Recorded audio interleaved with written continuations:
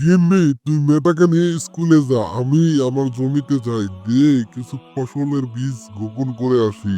দেখি জমির কি অবস্থা হয়ে আছে। আমি গরু দুটা নিয়ে হালে যাই, যে জমিতে হাল চাষ করে কিছু বীজ বপন করে আসবো। তুই মেয়েটাকে নিয়ে স্কুলে যা, আবার জলদি আসিস, মেয়েটা যেন কোনোটাই না যায়।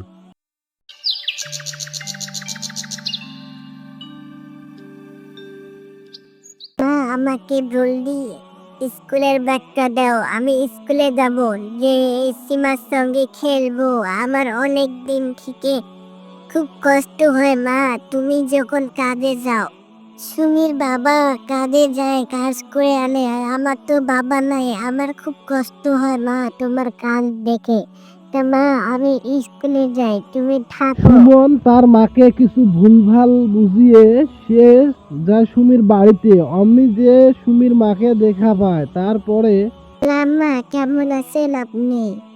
সুমি কোথায় গিয়েছে? সুমিকে দেখতে পাচ্ছি না যে। আমি স্কুলে যাওয়ার জন্য আসলাম, তুমি সুমিকে ডেকে দাও, আমরা দুই গেলে স্কুলে যাব, যে লেখাপড়া করে বড় মানুষ হবে। আপনারা দোয়া করবেন মা, আমি যাতে ভালোভাবে পড়াশোনা করে কিছু করতে পারে, তার ফলন না। বাবা সুমন, তুই এসেছিস, ভালোই হয়েছে। আমিও ভাবলাম যে আমি সুমিকে নিয়ে স্কুলে যাই, তার আগে তুই এসে গেলি। ভালো হয়েছে বাবা। ওই সুমি ওখানে দাঁড়িয়ে আছে, আমার ঘরের পিছন দিকে যে ওই বাগানে ও অপেক্ষা করে আছে। তুই যা, দে সুমিকে নিয়ে স্কুলে যা। আর আমি ভালো আছি বাবা। তোর মা কেমন আছে? আমার খুব কষ্ট হয় তোর মাকে ছেড়ে ওকা থাকা। বহুদিন থেকে তোর মার সঙ্গে আমার দেখা হয় না। তা তোমরা স্কুলে যাও, কারোর সঙ্গে কেসাল করো না, কারোর সঙ্গে হাইকামি করো। সুমন অমনি সুমির কাছে চলে আসে। সুমি, চলো আজকে আবার নতুন জায়গাতে ঘুরতে যাব। আজকেও তোমার মাকে আর আমার মাকে বোকা বানিয়ে আসলাম। স্কুলের কথা কয়ে আজকে অনেক দূরে যাব ঘুরতে।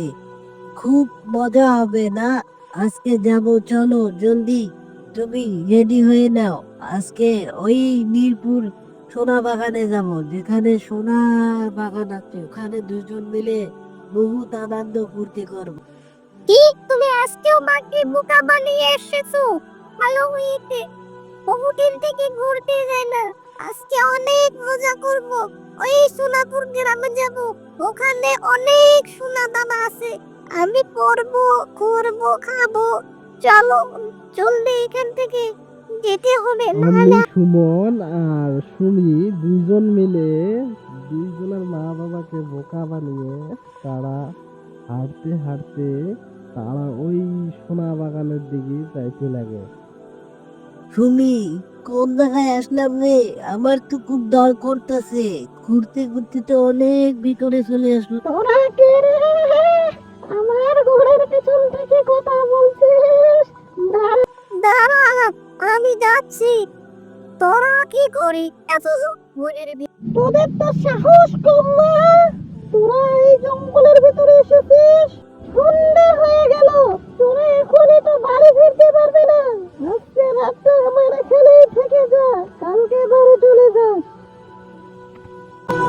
এইদিকে রাত থেকে সকাল হয়ে গেল, তবুও সুমি আর সুমন ফিরে আসলো না। অমনি তার মা বাবারা অনেক চিন্তাতে পড়ে যায়। এদিকে সুমি আর সুমন বুড়ির বাড়িতে থেকে যায়। তোরা আমি তোদেরকে কিছু জায়গা করে আবার বাড়ি চলে আসবো। তোরা ওখানে কিছুক্ষণ খেলা করবি, তারপরে আমি সন্ধ্যাবেলা দিয়ে আবার নিয়ে আসবো। তারপর বুড়িমা ওদের দুইজনকে নিয়ে ওই সোনা বাগানে যায়। তোরা এখানেই থাকিস, দেখি জঙ্গলে যাস না, ভয়ঙ্কর। সুমি, বুড়িমা অনেক ভালো ছিল, তাই আজকের রাতটা আমি ওখানেই থেকে গেলাম।